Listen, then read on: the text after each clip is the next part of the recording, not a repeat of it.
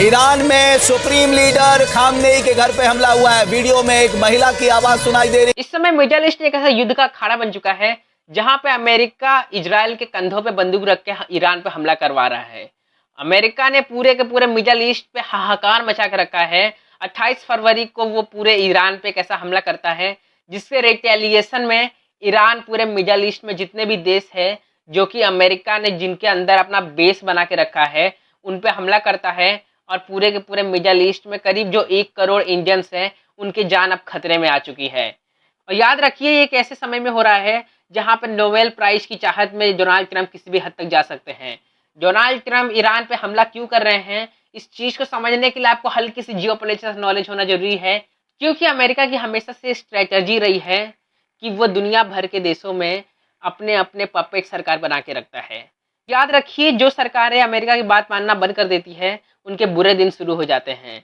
अचानक से उस देश में महंगाई बढ़ने लगती है, भूखमरी बढ़ने लगती है और वहां पे डेमोक्रेसी की जरूरत आती है और अचानक से क्रांति होती है या फिर इलेक्शंस में पार्टी हार जाती है। ऐसा ही कुछ ईरान में होते हुए दिख रहा है। पहले अमेरिका ने वेनेजुएला पे हमला किया, पूरे प्रेसिडेंट को उठा लिया और पूरे के पूरे क्रूड ऑयल पे कब्जा कर लिया। जिस ट्रेड डील में अमेरिका बोलता है कि इंडिया तुम रशिया से नहीं बल्कि वेनेजुएला से ऑयल खरीदोगे, क्योंकि वेनेजुएला में ही तो फायदा है अमेरिका का, कहीं और तो नहीं है।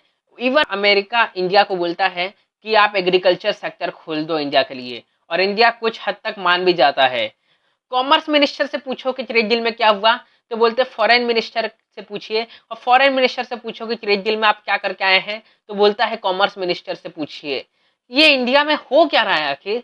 अगर हम अपने मेन पॉइंट पे वापस आए, ईरान के सुप्रीम लीडर की डेथ के बाद ऐसा लग रहा है कि पूरी की पूरी ईरान सरकार अमेरिका के द्वारा कंट्रोल होने वाली है। लेकिन क्या होगा अगर ईरान भी अमेरिका के कंट्रोल में आ गया?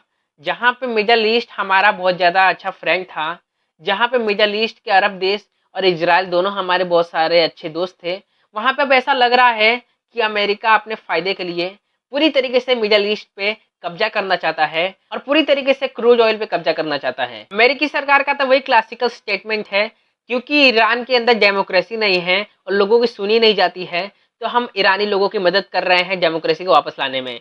पर पूरी दुनिया जानती है कि ऐसे देश जहाँ पे क्रूड ऑयल पाया जाता है या फिर ऐसे देश जहाँ पे मिनरल्स पाए जाते हैं, जिस देश का फायदा हो सकता है अमेरिका से, सिर्फ उसी देश में डेमोक्रेसी अचानक से क्यों आने लगती है अमेरिका द्वारा? हम सबको पता है कि किस तरीके से ईरान के ऊपर हमला करके, ईरान के ऊपर कब्जा करके अमेरिका अपना फायदा निकलवाना चाहता है। पूरी दुनिया इस चीज़ को जानती है, पर इसके जानने के बावजूद यूएन को सेटल किया जा चुका है। पिछले महीने जिस तरीके से ईरान की सरकार ने अपने प्रदर्शनकारियों पे हजारों नंबर में उनके ऊपर गोली चलाई और हजारों लोगों की जान गई, अमेरिका पूरी तरीके से फुल मूड में आ चुका है कि किस तरीके से ईरान की सरकार को हम उखाड़ के फेंक दें। लेकिन क्या अमेरिका को इजराइल की हरकत नहीं दिखती है? किस तरीके से हजारों लाख लोगों को गाजा के अंदर मारा गया, किस तरीके से एक बहुत बड़ा जीनोसाइड कराया गया। मुझे पता है यूट्यूब ये जीनोसाइड वर्ड को लाइक नहीं करता है और हो सकता है यूट्यूब ये वीडियो को डिमोनेटाइज कर दे, कोई फर्क नहीं पड़ता है। लेकिन किस तरीके से अमेरिका हमेशा से ही अपना इतना दोगलापन दिखाता है और किस तरीके से अमेरिका अपने फायदे के लिए दुनिया भर के देशों में तख्ता पलट करता है, हमें इस कहानी को कोई नई नहीं है, ये पूरी दुनिया इस कहानी को जान चुकी है।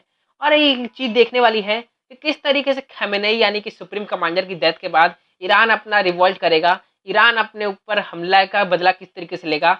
और ये बहुत ज़्यादा अच्छे से देखने वाली बात होगी, ईरान के अंदर जो बचे हुए मिसाइल्स है वो अमेरिका के ऊपर बदला लेने के लिए किस तरीके से यूज करता है। अगर इस चीज़ के ऊपर अपडेट होती है तो हम दूसरा वीडियो बनाएंगे। इस चैनल को सब्सक्राइब कर दीजिए, वीडियो को लाइक कर दीजिए। हम आपको मिलेंगे अगले नेक्स्ट एपिसोड में, तब तक ले बाय।